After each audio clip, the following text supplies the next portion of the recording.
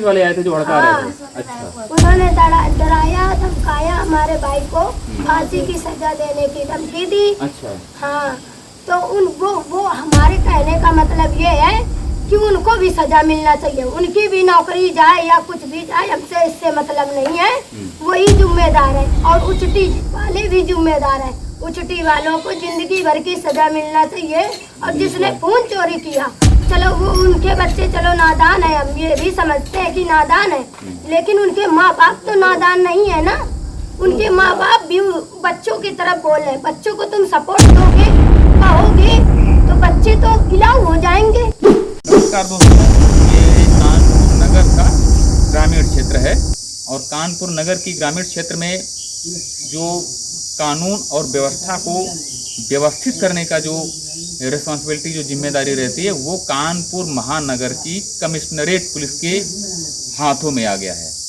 और कानपुर नगर की commissionerate police, जिसका कि सरकार ने ग्रेड बढ़ा दिया, तो हम आपको ये अधिकांश रूप में दिखाया करते हैं कि कानपुर पुलिस का जो कमिश्नरेट का ग्रेड बढ़ाया गया, पुलिस की कार्यशैली बदलने के लिए जो पुलिस को ताकत प्रदान की गई, जो पावर दिए गए, तो पुलिस अपने पावर का इस्तेमाल किस तरह से करती है। तो इसकी मानगी ये लेते हैं, ये है कानपुर नगर का ग्रामीण क्षेत्र जैसा कि हमने बताया, और ये है महाराजपुर थाना। यूपीएससी का एग्जाम देने के बाद जो बड़ी बड़ी क्रांतिकारी बातें करते हैं, तो वो जब अपनी ड्यूटी में आते हैं तो किस तरह की कानून व्यवस्था संभालते हैं, उसका एक नमूना ये देखिए कि कार्रवाई, पुलिस की जो कार्यशैली है वो क्या है। अब बैकग्राउंड में हम नहीं जाते हैं, अखबारों में आप लोगों ने और बहुत सारे पोर्टल में आप लोगों ने ये महाराजपुर की घटना है, गोरिया गांव पड़ता है। एक 14 वर्ष के टीनेजर यानी कि किशोर वय बालक ने आत्महत्या कर ली। सुनने में भी रूह जो है, रोए जो है वो खड़े हो जाते होंगे। आप लोग भी सोच रहे होंगे कि 13-14 वर्ष का जो बच्चा होता है वो आत्महत्या के लिए, सुसाइड के लिए सोच भी कैसे लेता है, परंतु ये सत्य है। तो इसमें सच्चाई क्या है, ये बहुत ज़्यादा भूमिका न बनाते हुए हम परिवार में बात करते हैं। आप कौन हैं? बुआ। आप बुआ जी हैं। तो आप जरा आप थोड़ा सा जी बैठिए, आप बैठ जाइए। क्या घटना थी, अब आप बताइए क्या घटना थी। आपको जानकारी कुछ है ना, आप जो जानकारी है वही बताइए, आप परेशान मत होइए कि क्या हम कह देंगे। जी, पर जो ये उसकी मोबाइल की चोरी लगी, दूसरा लड़का ने चुराया और इस लड़के की वो दिखाया चोरी लगा दिया। तो वो लड़का ने अपनी भैंस चुनाने गया था, तो वो लड़का अपनी भैंस हाँकने चला गया, तो वो जो चुराया उसकी जेब से, तो वो अपन कहीं रख आया। फिर ये कैसे दे और नहीं, वो मारेगा बहुत जी। तो वो जब देन नहीं गया वो चुरा लिया। अच्छा, वो लड़के ने आया, उसको हड़काया, मारा। दूसरे दिन वो ने पुलिस लेके आई, 3 पुलिस वाले ने उसको बैठाया। ये पुलिस ये यहाँ की चौकी की होगी? हाँ, चौकी की पुलिस होगी। तो 3 पुलिस वाले ने इस लड़कों को हड़काते रहे, उसकी फसरी लगा देंगे तो उसको मारेंगे, जेल में डाल देंगे। और मोबाइल दे तो वो कहा हमने नहीं लिया, तो वो कहला कि मिलेगा, वो कहला इसी ने लिया, कहला हमने नहीं लिया है। तो कहला कि तुम 11 बजे कल फैसला होगा, और नहीं तो तुमको हम कि तो फसरी लगा देंगे और कि तो फिर जेल में डाल देंगे, नहीं हटाएंगे। तो हमारा कहना ये था कि जब मुलजिम पकड़े मिल गया तो इसको क्यों छोड़ दिया, इसको जेल भेज देते, थाने में बंद कर दिया। वो तुम्हारे पुलिस के डरने से फसरी लगा लिया, 11 नहीं बचने दिया।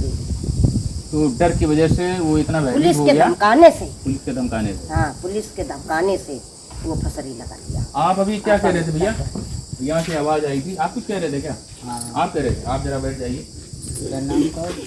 क्या कह रहे थे आप अभी कुछ कह रहे थे, वो चीज हम सुन नहीं पाए। कनौजिया है, वो दलाल भी था पुलिस के। कैमरे उधर ले आई भैया, सामने लो जरा। हाँ, कनौजिया दलाल है, क्या बता रहे? वो भी आया था। वो कनौजिया कौन है? दलाल। तो कनौजिया ये कौन है, क्षेत्र का कौन है कनौजिया? पुलिस के साथ में, चौकी में रहता है। अच्छा, ये कुलगांव चौकी पड़ती है। हाँ। तो चौकी में बैठते हैं। हाँ। अच्छा, पुलिस के साथ में चलता है। तो वो क्या कह रहे थे कनौजिया? वो हड़का रहा था। अच्छा, बच्चे को हड़काया। बच्चे को वही हड़का रहा था? वही हड़काया।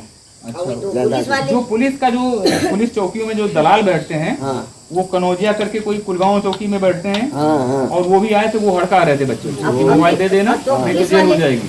हाँ सुबह अब तो पुलिस अगर वाले सुबह नहीं दोगे 11 बजे तक हम्म, तो तुमको जेल फांसी जो कुछ चढ़ा है उसको मैं बहुत सी धमकी दिया तो 11 बजे का वो 7-8 बजे अब वो पढ़ो लिखो रहा है ना। क्या आप बहन हैं? आप इधर आ जाइए साइड में, हाँ इधर बैठ जाइए, इधर बैठिए। अब आप बताओ क्या क्या घटना थी, आप थोड़ा क्रमशः बताइए। आपने कई मीडिया पे कई बाइट आपने दिए हैं, अब आप बताइए कि आप वो घटना भी बताइए और क्या पुलिस ने नहीं किया, जो प्रशासन को कार्रवाई करनी चाहिए थी वो पुलिस ने नहीं किया, प्रशासन ने नहीं किया, वो भी बताइए। आप बताइए। मतलब हम कहते थे सुनवाई कि नहीं छुट्टी कर वाले रहा दिया है। है हम लोग सब जितनी बातें बताते हैं तो मीडिया वाले भी बहुत सारे लोग आए थे तो सब बातें काट काट के डाल रहे हैं जितने एडिट कर देते हैं। हाँ अब केवल 2 वीडियो डाले हैं, बनाया तो बहुत सारे वीडियो, केवल 2 वीडियो डाले हैं। जो उसमें मेन बातें हैं वो बातें नहीं डाले हैं पुलिस वालों ने। और जो 3 पुलिस वाले थे तो वो सेफ क्यों बच रहे हैं, वही जिम्मेदार है ना। चौकी से 3 पुलिस वाले आए थे जो हड़का रहे थे। अच्छा, उन्होंने डराया धमकाया हमारे भाई को फांसी की सजा देने की धमकी दी। अच्छा, हाँ तो वो हमारे कहने का मतलब ये है कि उनको भी सजा मिलना चाहिए, उनकी भी नौकरी जाए या कुछ भी जाए, हमसे इससे मतलब नहीं है। वही जिम्मेदार है और उचटी वाले भी जिम्मेदार है। उचटी वालों को जिंदगी भर की सजा मिलना चाहिए। और जिसने खून चोरी किया चलो वो उनके बच्चे चलो नादान है, हम ये भी समझते हैं कि नादान है, लेकिन उनके माँ बाप तो नादान नहीं है ना। उनके माँ बाप भी बच्चों की तरफ बोल रहे, बच्चों को तुम सपोर्ट दोगे कहोगे तो बच्चे तो इलाऊ हो जाएंगे। तो पुलिस ने कोई कार्रवाई की, आप संतुष्ट हैं? आप लोग नहीं, उन्होंने कोई सुनाई नहीं की। हमने जो एप्लीकेशन भी दिया तो हम अपने हिसाब से उन्होंने वो किया।